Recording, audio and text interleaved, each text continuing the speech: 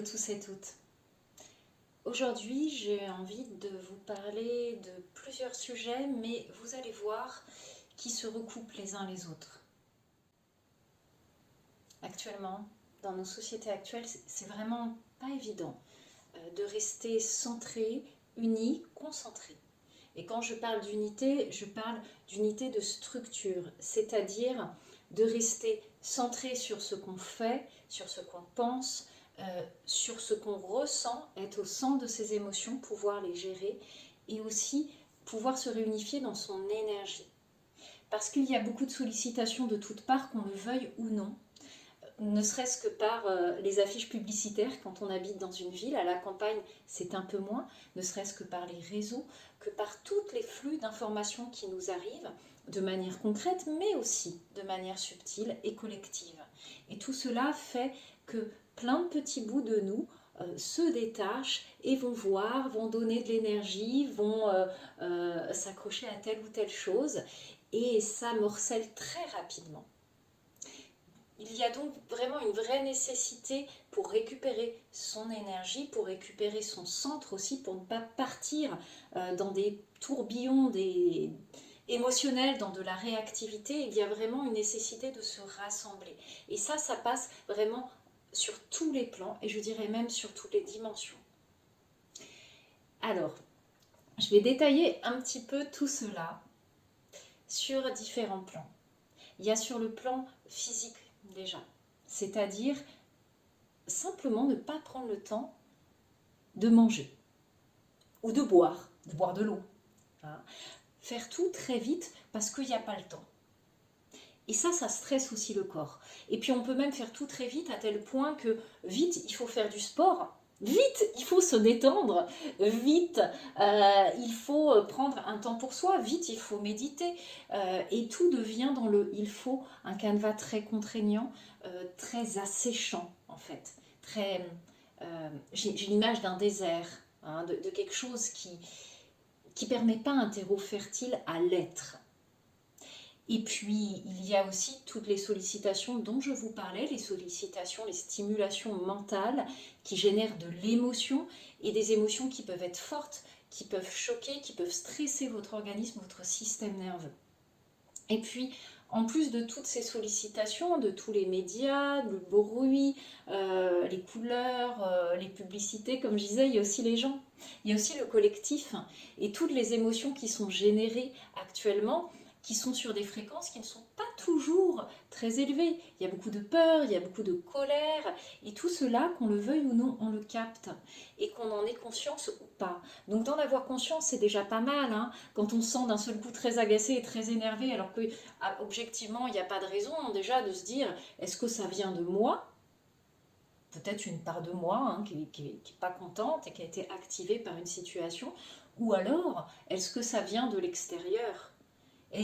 Ou alors encore, est-ce que c'est un trop-plein, justement, d'émotions, de vécu, de stimulation, et que j'ai besoin de décharger, de faire un sas de décompression, hein, de vider le vase. Et alors, comment on fait ? Vous me direz, c'est facile à dire, c'est peut-être pas facile à faire. C'est pas en termes de difficulté, c'est en termes de s'accorder cet espace. Et de se l'accorder, malgré un ensemble qui nous pousse à aller toujours plus vite et à jamais se poser. Quand notre système nerveux est tout le temps stimulé, en permanence, que notre psychisme, que notre mental est tout le temps en train de mouliner et qu'on nous en rajoute encore plus, eh bien, on arrive à une surcharge très rapidement. D'autant plus si, comme moi, vous êtes neuroatypique et que vous avez un filtre qui est moins fin que les autres, que vous captez beaucoup plus de choses sur les plans émotionnels, sur les plans sensoriels, mais sur les plans énergétiques aussi, c'est pareil. Hein. On retrouve la même chose. Hein, que vous êtes un peu poreux, quoi. Ah. Et bien là, c'est encore pire. La surcharge arrive très rapidement. Donc pour cela, il faut se prévoir des moments quotidiens de décharge. Alors les moments de décharge, ça peut être des moments où on va aller dans un endroit où on se sent bien, on va aller dans la nature, on va déjà respirer et juste observer comment ça respire. Je vous invite à le faire maintenant.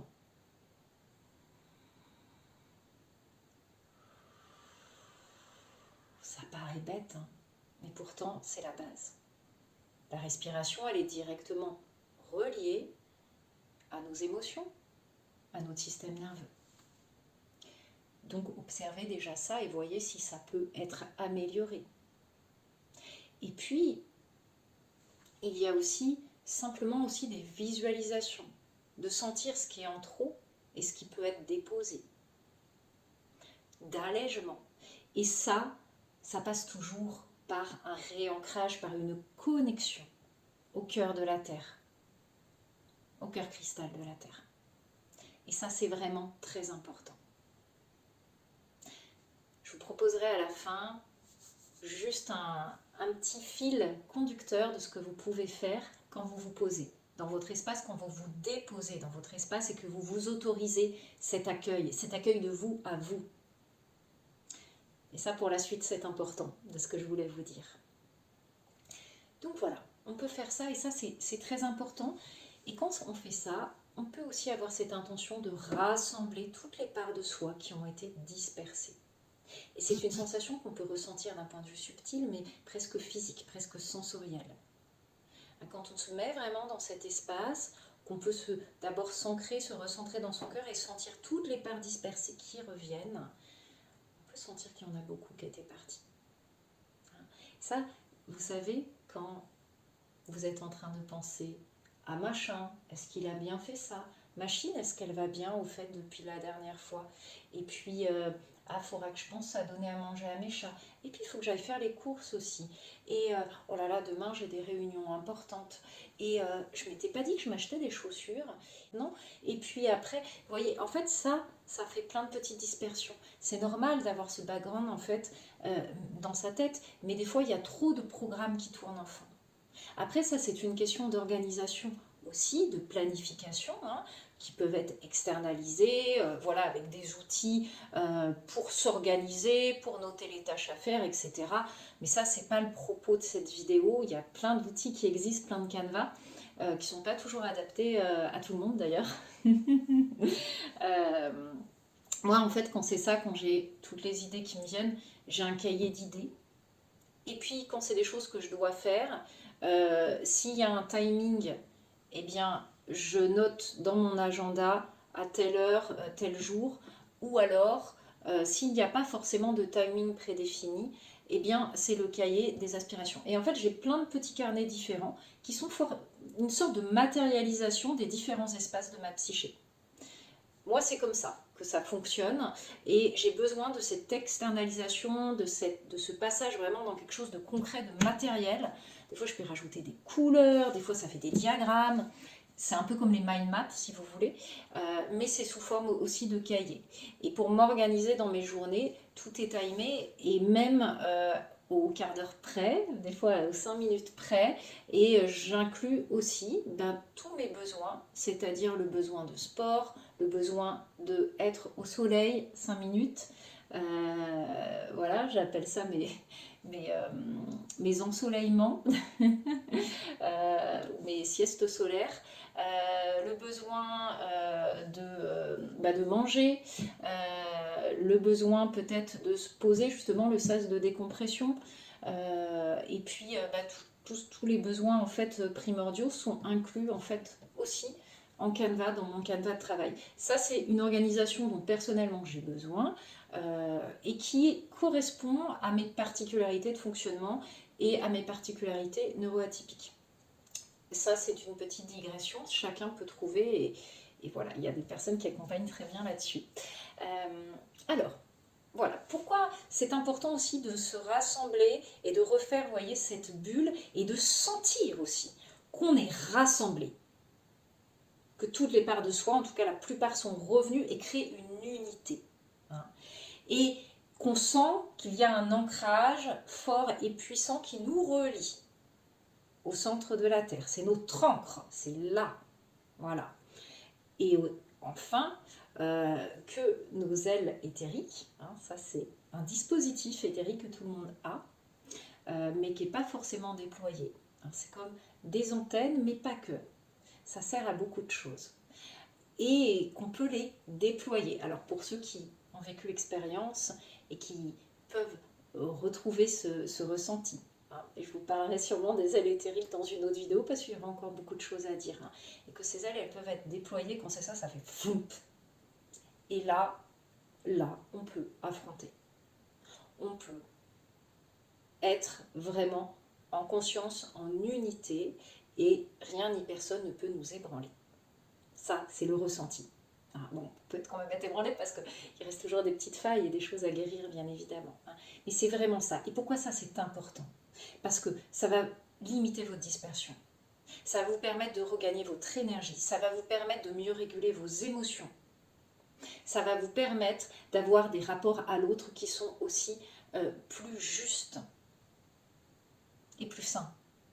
Et dans votre rapport au monde également. Je vous explique. Je vous parle d'une expérience personnelle. Où en fait, quand j'ai réussi vraiment à trouver toute cette structure-là, puis avec le rayonnement du cœur aussi, plof, c'est là, je suis là, et c'est moi, et c'est mon espace. Eh bien, ça m'a permis déjà de me rendre compte que c'était beaucoup plus facile de poser des limites. Je parle dans les relations en général, d'exprimer ma vérité sans avoir peur du retour de l'autre. Juste d'affirmer ma vérité, mon ressenti, ma pensée, sans être dans une anxiété de qu'est-ce qui va être dit, et peut-être que je vais accommoder un petit peu la vérité, ma vérité, ou alors sans être dans quelque chose de limite agressif pour vouloir absolument prendre le pas. Ça permet cette justesse. Parce qu'on est en conscience et en confiance aussi dans son axe. Et ça permet aussi de reprendre ses responsabilités et son pouvoir personnel, sa souveraineté. Vous savez, tous ces mots-là qui sont dits en spiritualité, mais qui sont beaux, qui sont juste quelque part. Et moi, je parle aussi de reprendre ses responsabilités. C'est-à-dire que quand on est comme ça, si on a fait une bourde, on s'est planté, ça arrive à tout le monde, on va pouvoir faire « Ok, je reçois ça, je me suis trompée. Ça n'altère pas qui je suis. Ça n'altère pas mon estime de moi. Mais je peux en revanche faire « Ah ouais, vraiment là, je me suis plantée sur toute la ligne, je suis vraiment désolée. Je vais réparer. Et c'est ok. » Tandis que, en tout cas, moi dans mon expérience, quand je ne suis pas dans ce truc comme ça, eh bien mes feuilles sont beaucoup plus actives aussi et ça peut donner quelque chose dans « Oh mon Dieu, j'ai fait une erreur, mais j'ai tellement honte, que j'ai envie de fuir sous terre et d'arrêter tout ce que je fais parce que tout ce que je fais c'est pourri, c'est nul. » Et voilà. Vous voyez, la victime, la grosse victime là, qui fait « Oh mon Dieu, mais en fait personne ne m'aime et en fait je me sens rejetée. » Ça va jusque-là. Et ça, c'est cette honte. Et moi, j'avais envie de vous parler de la honte parce que c'est une émotion contre laquelle j'ai très longtemps lutté et qui a été très présente dans mon histoire. Et quand on lutte contre une émotion, on finit toujours par perdre. Voilà. Et puis on perd beaucoup d'énergie et on laisse des parts de soi au passage. Donc ça n'est pas une bonne solution, mais bon, des fois on fait comme on peut aussi. Et ça, c'est important, indulgence et compassion envers soi. Et alors, eh bien, quand je suis comme ça, il n'y a plus ça. Je ne veux pas dire que la honte, elle ne pointe pas le bout de son nez, parce que c'est pas trop résolu. Mais là, sa voix, elle est beaucoup moins forte et elle me donne pas l'impression d'être un château de cartes qui s'effondre. Pas du tout. C'est, bah ouais, tu t'es planté. Bon, ça c'est pas grave, tu vas réparer, tu vas refaire les choses et tu vas faire de ton mieux. Et il y a même plutôt cette petite voix, une voix plus forte qui va dire, ouais, voilà, je suis là, je t'aime et ça va bien se passer. Voilà. Donc ça, c'est un long parcours aussi. Mais c'est pour ça que c'est important de trouver ça, ou en tout cas de tendre vers ça. De tendre vers cette unité, cette force, cet ancrage et de toujours travailler à se rassembler. La honte, c'est une émotion qui a une fréquence extrêmement basse, qui détruit, qui incise, qui fait que vous n'avez plus accès à vos capacités. c'est une émotion qui est importante à regarder et à évacuer, à libérer. Parce que souvent, elle cache d'autres émotions. Souvent, elle cache autre chose. La honte, ça peut être une émotion, vous voyez, moi, l'image que j'ai, c'est un peu comme une porte, mais très hérissée de plein de pointes qui se met, qui fait... Et plus rien peut passer, tout est bloqué là. Hein, tout ça, c'est bloqué. Et derrière, quand on arrive à apprivoiser cette honte, à la traverser, il y a souvent de la peur, il y a souvent de la peur du rejet, il y a souvent de la blessure de rejet, d'abandon et d'humiliation. Il y a souvent ça. Quand on a passé cette honte, on peut aller chercher ça, on peut aller convoquer ces blessures et ces peurs pour pouvoir les traiter et pour pouvoir les guérir. Donc ça, c'est important. Et souvent, quand on a des hontes très fortes pour un événement qui... Enfin, c'est disproportionné par rapport à l'événement, c'est important, et d'ailleurs c'est pour toutes les émotions, mais là je vous parle spécifiquement de la honte, de remonter la chaîne en fait. Et d'essayer de se souvenir à quel moment j'ai ressenti ça. Et puis après, à quel moment, jusqu'à peut-être la blessure initiale. On ne la trouve pas forcément toujours, et puis des fois, il faut s'aider d'un thérapeute aussi. Hein. Ça, c'est des choses qu'on propose, en tout cas en énergétique, mais pas que, en psychothérapie aussi.